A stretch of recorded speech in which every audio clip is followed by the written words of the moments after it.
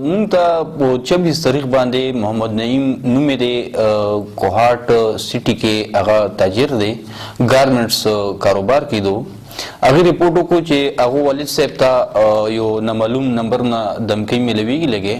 او 10 लाख روپۍ ایکسټارشن اور نه غواړي چې کدا دې را نه کړو تا به مونږ قتل کو نو هغه په ریپورټ باندې مونږ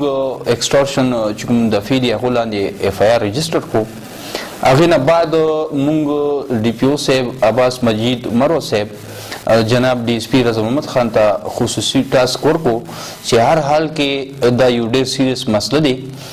تاجر برادری چې دا زمونږ ولا فیس دی کریم خلق دی چې هر حال کې د ملزم ټریس آؤٹ کی تاسو او د گرفتاری هر صورت کې تاسو جوړ کړئ کنه نو دې باندې مونږ جی کار شروع کو مونږ سره خپل انویسټیګیشن ټیم هم او D S P صاحب په نمائندګي کې مقرر ور باندې وکړو او سینسي خطوط باندې ریز شپې کار مور باندې وکړو نو لا مهرباني و چې دا سړی ټریس آؤٹ شو د کس چې د تعلق د ملزم تعلق بجوړ ایجنسی سره دی او دا پنډي روډ باندې خوشلګر چوکۍ نقبندي هلته مرته لګولي و دا پنډي نه راتلو نو بېګا د مونږ اریسټ کړی دی او سلسله انټروګیشن دوران د خپل بدخوري اعتراف هم کړی دی